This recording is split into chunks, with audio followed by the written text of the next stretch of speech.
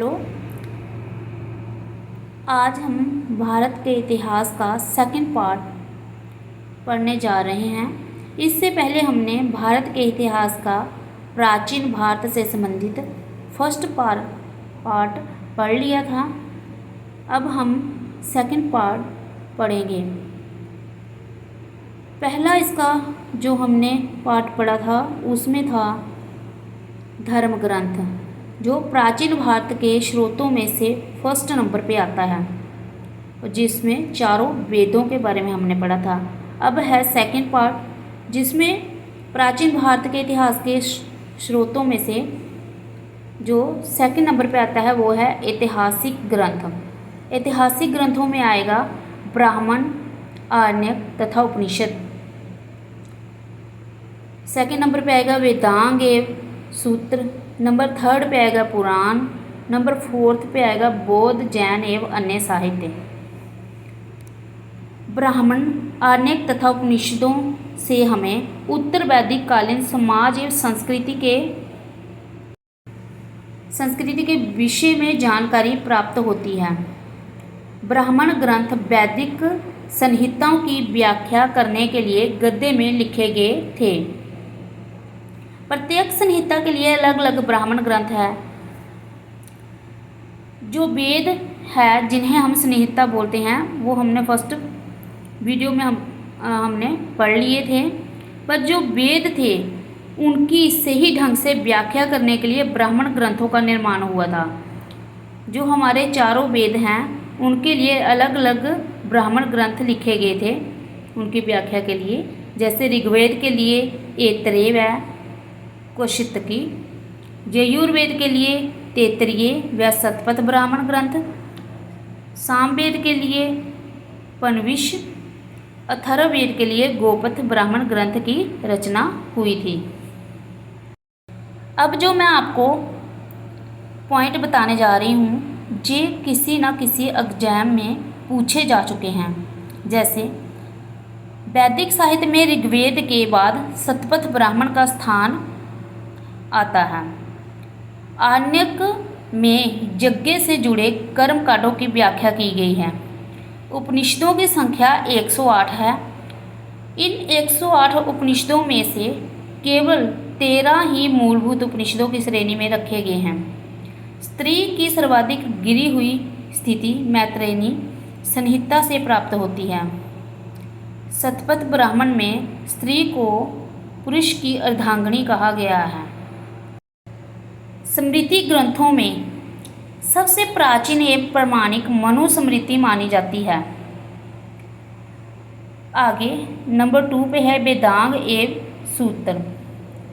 वेदांग एवं सूत्र जे थे 6 थे। जे प्रमुख सूत्रकारों में आते हैं गौतम, बोधायन, आपस्तंभ, वशिष्ठ।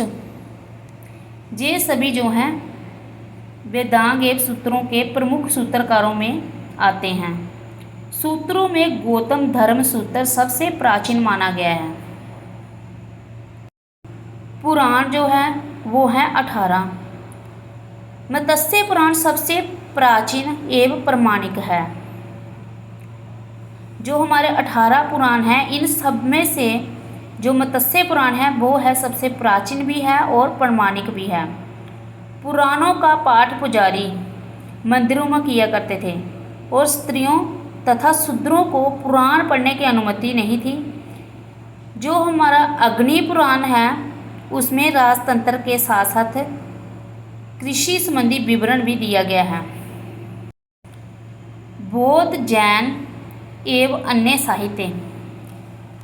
लास्ट में हमारा पॉइंट था बौद्ध, जैन एवं अन्य साहित्य जो थे उनसे हमें प्राचीन भारत की कैसे जानकारी प्राप्त होती है।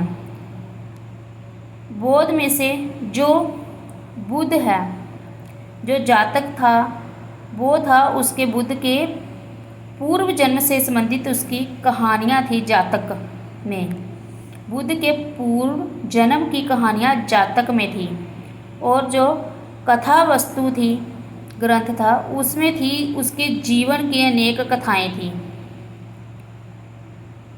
फिर जैन धर्म से कल्पसूत्र इसका ग्रंथ था और जैन साहित्य को आगम कहा जाता है।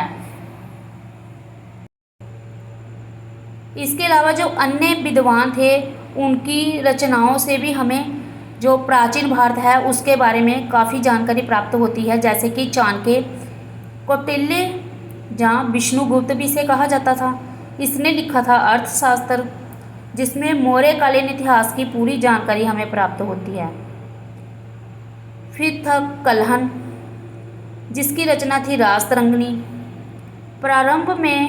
प्रारंभ से लेके 12वीं सदी तक के कश्मीर के जो शासक थे उनका वर्णन कल्हण ने रासतरंगिणी में किया है। अली अहमद,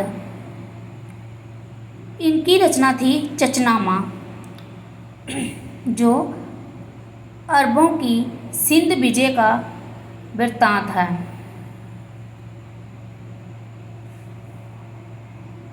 फिर था पाणिनि, जिसकी रचना थी अष्टाध्यायी। अष्टाध्यायी में ही हमें पहली बार लिपि शब्द का प्रयोग हुआ मिला है और अष्टाध्यायी में ही हमें मौर्य के पहले और मौर्ययुगीन राजनीतिक अवस्था का विवरण मिलता है, उसके बारे में जानकारी प्राप्त होती है। कात्यायन, इसकी रचना थी गार्गी संहिता, जो एक ज्योतिष ग्रंथ था।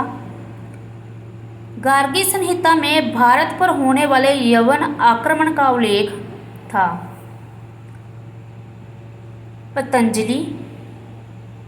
पतंजलि की जो रचना थी महाभाष्य थी। जो पतंजलि थे ये साथ में पुष्पमित्र शुंग के पुरोहित भी थे।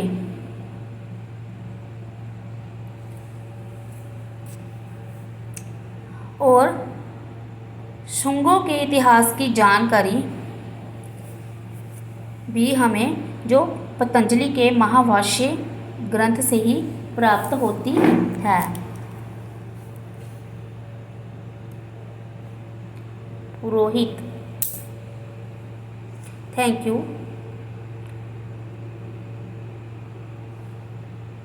प्लीज़ मेरे चैनल को लाइक, शेयर और सब्सक्राइब कीजिए। थैंक्स।